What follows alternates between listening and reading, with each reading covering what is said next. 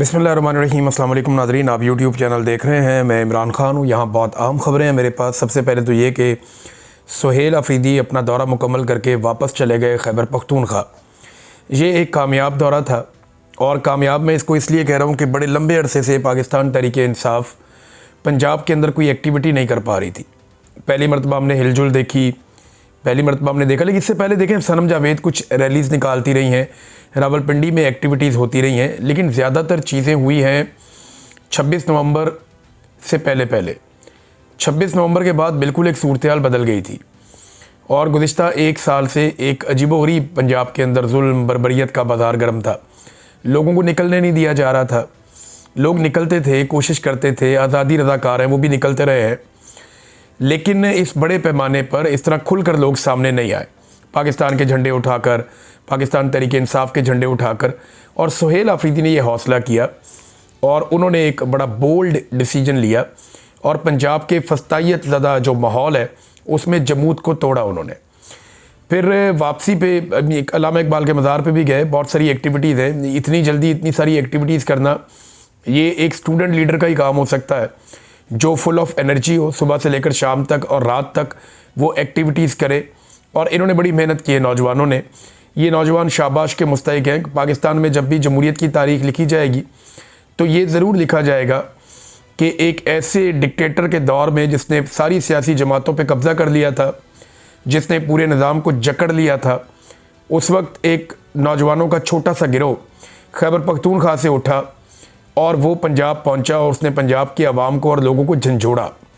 ये सरगोदा भी गए, नईम हैदर पंजूता साहब की रिहाइशगाह पे भी गए, वहाँ पे भी लोगों से मुलाकात की। तो लाहौर के बाद सरगोदा में भी इनको बड़ा वालिहाना इस्तकबाल मिला। मैं ये समझता हूँ कि जो एक कामयाबी हो सकती है पॉलिटिकल मूवमेंट को आगे बढ़ाने की, वो सुहेल अफरीदी ने और उनके साथियों ने हासिल की है और इमरान खान साहब की चॉइस को अब तक जो है वो दुरुस्त साबित किया है।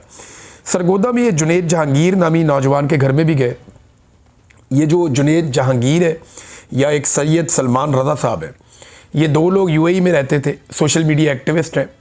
इन दोनों को यूएई की हुकूमत ने कैद में डाल दिया, उनके इदारों ने कैद में डाल दिया। इनका अब तक कुछ पता नहीं है।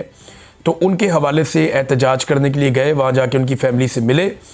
मेरे ख्याल में सुहेल अफरीदी साहब को यूएई की हुकूमत से भी रब्ता करना चाहिए, उनके सफ़ीर से मिलना चाहिए और उनसे दरख्वास्त करनी चाहिए कि जी अगर कोई जुर्म है तो आप उन्हें डिपोर्ट कर दें, पाकिस्तान भिजवा दें, या उनका इतनी लंबी सज़ा हो गई है उनको आज़ाद किया जाए। काफ़ी अरसा हो गया ये नौजवान कैद के अंदर है, तो उनके लिए कोशिश की जाए। और मेरा नहीं ख्याल कि वहाँ पे क्योंकि बादशाह है, अगर आप बात करेंगे तो कोई रास्ता निकल आएगा और नौजवानों को छोड़ा भी जा सकता है। पाकिस्तान में तो हालात आपके सामने है। नाज़रीन, सुहेल अफरीदी की जो एक्टिविटी है इसने बड़े बड़ों को फ्रस्ट्रेट कर दिया। बहुत सारे लोग जो है वो अब उनका दौरा मुकम्मल होने के बाद मंजर आम पर आए। जब तक वो दौरा कर रहे थे तब तक कोई निकल के बोला नहीं, किसी ने बात नहीं की। और अब एमल वली ख़ान ने पेशावर के अंदर स्टेटमेंट दिया, बड़ा इंटरेस्टिंग है। ये स्टेटमेंट मैं आपके सामने रखता हूँ एमल वली ख़ान का।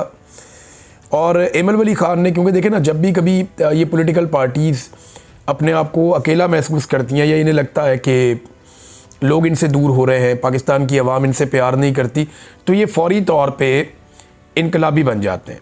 यानी एक ढोंग रचाते हैं कि हम इनकलाबी हैं। ये ढोंग रचाते हैं जनाब हम तो बड़े जमहूरियत पसंद हैं। तो एमल वली ख़ान ने जो स्टेटमेंट दिया वो ये दिया कि आईने पाकिस्तान का तकाजा है कि निजकारी हो, फ़ौजकारी नहीं। फ़ौज जिस काम के लिए बनी है इसके अलावा हर काम फ़ौज ने किया है। लेकिन वो ये कह रहे हैं कि ये इदारे फ़ौज तो कब्ज़ा ना करें इनके ऊपर, फ़ौज तो इनको ना चलाए। खाद फ़ौज बनाती है, बैंक फ़ौज बनाती है, सड़कें फ़ौज बनाती है, दूध फ़ौज का है, बेशुमार और कारोबार है वो फ़ौज की है, सीमेंट फ़ौज का है, अब रेजिडेंशियल सोसाइटियाँ फ़ौज की है, रियल स्टेट के बिज़नेस में फ़ौज पूरी तरह इन्वॉल्व है, शादी हाल फ़ौज के हैं, बेशुमार कारोबार हैं, बेशुमार कारोबार हैं। बहुत सारे कॉर्नफ्लेक्स तक बनाते हैं, दलिया बनाते हैं, बेशुमार चीज़ें। तो इन्होंने कहा जी कि फ़ौज जिस काम के लिए बनी है इसके अलावा हर काम किया है। हम आपके जंगी कारोबार से बेजार हो चुके हैं। एक तरफ हमें मारा जाता है, दूसरी तरफ बदनाम करते हैं। अगर आपने रियासत को ठीक करना है तो ट्रुथ कमीशन बनाया जाए, ये एमल वली ख़ान ने कहा। इंटरेस्टिंग बात यह है कि बीबीसी ने भी तायद की थी इस बात की कि फ़ौजी फाउंडेशन लगभग 5.90 यानी आप समझ लेंगे $6 अरब के साथ मुल्क का सबसे बड़ा कारोबारी ग्रुप है, यानी पाकिस्तान के जितने भी कारोबारी ग्रुप हैं उन सबसे बड़ा फौजी फाउंडेशन है। सबसे ज़्यादा पैसा इनके पास है, लगभग 6 अरब डॉलर है इनके पास। इस फाउंडेशन के तहत 30 से ज़ायद सनती यूनिट्स काम कर रहे हैं। इदारा जो है वो खुराक के हवाले से काम करता है, बिजली की पैदावार करता है, LPG की मार्केटिंग और तकसीम करता है, सिक्योरिटी सर्विसेज के शोबों में भी बहुत काम करता है। तो ये BBC की रिपोर्ट है। बहुत सारे काम हैं जो पाकिस्तान की फ़ौज के जो ज़ेली इदारे हैं, जो कारोबारी इदारे हैं, वो काम करते हैं। और जो काम करने वाला है ना, देखें हमारे पास एक फील्ड मार्शल है, लेकिन इसके बावजूद हम 1 इंच ज़मीन का भी कब्ज़ा नहीं छुड़वा सके। फील्ड मार्शल है हमारे पास, इंडिया के पास फील्ड मार्शल नहीं है, लेकिन इसके बावजूद हम इंडिया से 1 इंच ज़मीन का कब्ज़ा भी नहीं छुड़वा सके। कश्मीर की एक भी चौकी हम इंडियन फ़ौज से अभी तक वापस नहीं ले सके। क्या किसी एक दरिया का पानी भी भारत से हम वागुजार करवा पाए हैं? देखिए, अभी एक नई खबर आई है, वो ये है कि भारत ने आबी जारहियत बरकरार रखते हुए पाकिस्तान के पानियों के ऊपर कब्ज़ा करने का मंसूबा आगे बढ़ा दिया।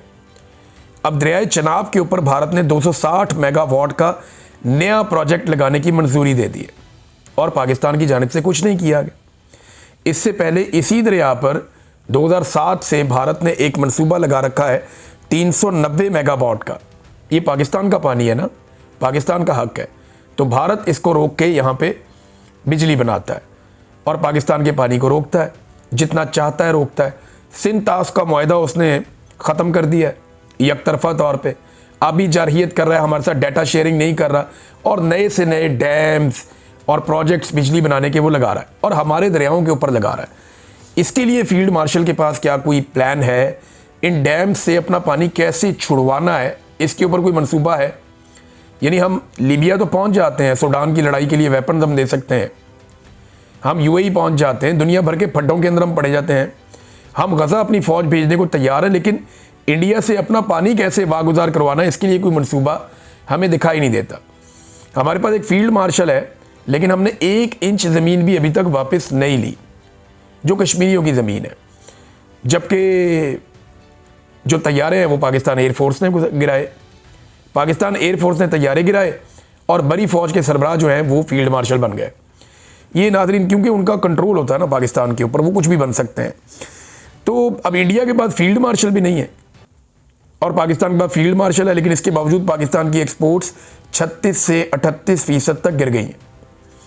और भारत के पास फील्ड मार्शल नहीं है, लेकिन इसके बावजूद न्यूजीलैंड के साथ उनका एक फ्री ट्रेड का तारीखी मुआहदा हुआ है और वो ये कहते हैं जी 20 अरब डॉलर मज़ीद न्यूजीलैंड वहाँ पे इन्वेस्ट भी करेगा। 80% उनकी जो चीज़ों की आपस में ट्रेड है वहाँ पे वो किसी किस्म के टैक्सेस नहीं होंगे और 15 साल सरमायाकारी का एक नया मंसूबा भी आ गया इंडिया का और उनका न्यूजीलैंड का। दुनिया की बड़ी बड़ी कंपनियों के साथ इंडिया मुआहदे कर रहा है, हालांकि उनके पास एक भी फील्ड मार्शल नहीं है। अब तक के लिए इतना ही। अपना ख्याल रखिएगा, अपने इस चैनल का भी। अल्लाह हाफ़िज़।